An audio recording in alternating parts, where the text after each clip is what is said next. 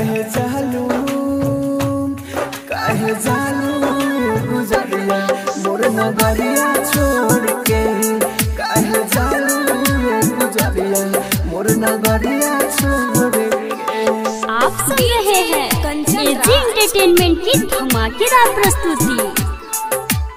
हाजीपुर वैशाली।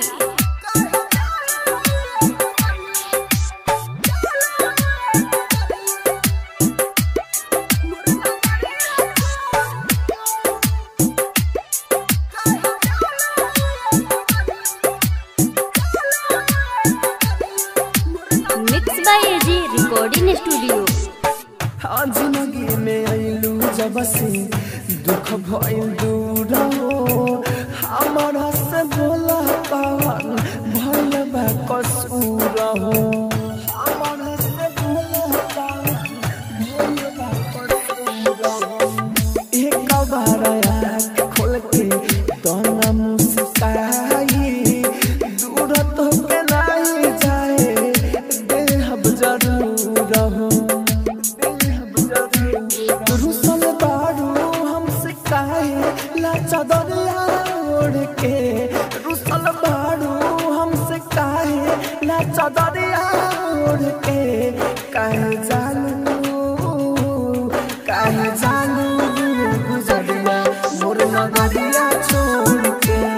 काहे जालू गुजरिया मोर नगरिया छोड़ के। आप सुन रहे हैं एजी एंटरटेनमेंट की धमाकेदार प्रस्तुति। हाजीपुर वैशाली।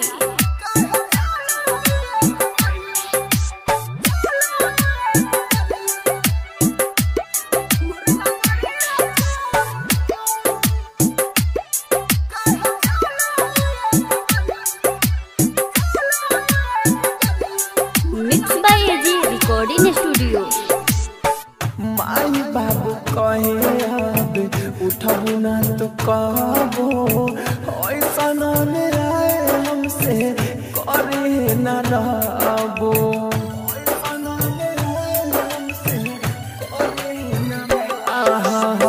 राहुल राजा धानी रोए उठे नहीं डर से।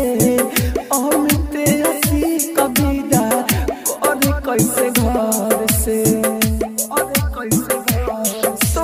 तेजाब नहीं कबहू ई दुआरिया छोड़ के। तोहके तेजाब नहीं कबहू ई दुआरिया छोड़ के। काहे जालू